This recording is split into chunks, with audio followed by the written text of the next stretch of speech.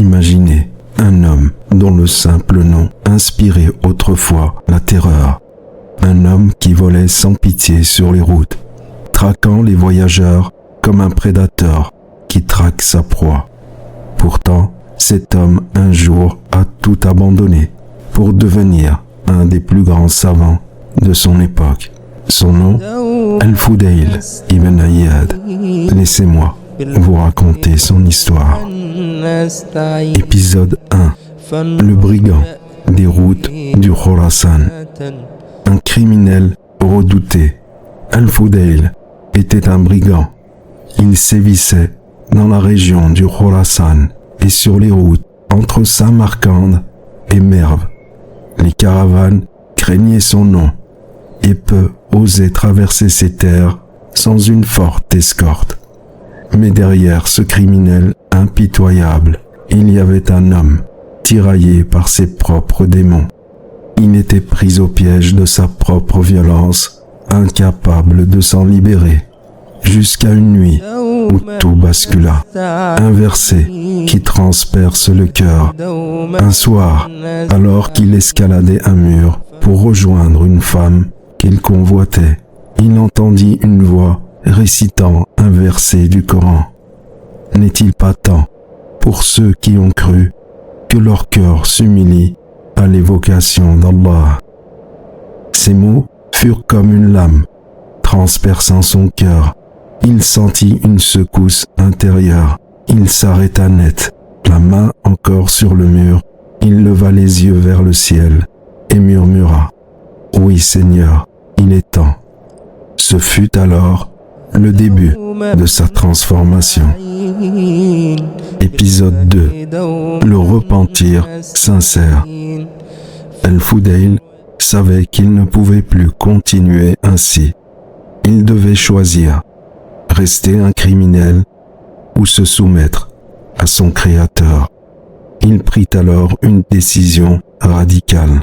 Cette nuit-là, il abandonna tout.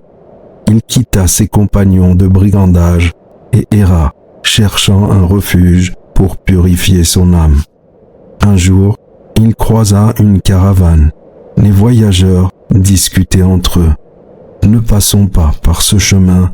Al-Fudayl ibn Iyad y rôde. C'est un homme très dangereux. » En entendant son propre nom prononcé avec crainte, il se sentit submergé par la honte.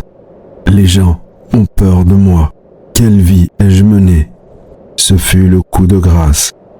Mais une nouvelle voie s'ouvre à lui, la science et l'adoration. Al-Fudayl se retira dans la ville sainte de la Mecque.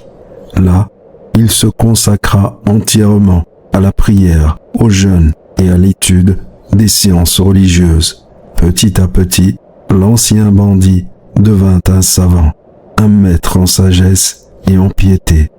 Son nom, autrefois synonyme de peur, devint un symbole de lumière et de guidance. Épisode 3. Un cœur illuminé par la foi. Des années plus tard, Al-Fudayl n'était plus le criminel redouté du passé. Il était devenu un homme dont les paroles faisaient trembler les cœurs et dont les prières montaient vers le ciel. On raconte qu'un jour, un gouverneur injuste vint lui demander conseil. Al-Fudayl lui dit « Prends garde à ne pas être de ceux contre qui les opprimés prient, car entre eux et Allah, il n'y a pas de voile. » Sa sagesse et sa piété étaient telles que même les plus puissants le craignaient. L'ultime épreuve, quand l'heure de sa mort approcha, il pleura abondamment. On lui demanda « Toi le grand ascète, pourquoi pleures-tu » Il répondit « Comment ne pas pleurer alors que je ne sais pas si mon repentir a été accepté ?» Et ainsi, dans l'humilité et la crainte d'Allah, il rendit son dernier souffle. Al-Fudayl ibn Iyad n'a pas connu notre bien-aimé prophète sallallahu alayhi wa sallam, car il a vécu au 8e siècle, plus précisément entre 107 et 187 du calendrier hégirien. Mais son histoire nous enseigne que personne n'est jamais perdu. Peu importe notre époque, nos erreurs, peu importe notre passé, tant que nous avons un cœur qui bat, nous pouvons revenir vers Allah. Un criminel peut devenir un saint et un oppresseur peut devenir un repenti. Ce qui compte, c'est ce que nous choisissons aujourd'hui. Alors il est temps pour toi aussi de revenir vers Allah.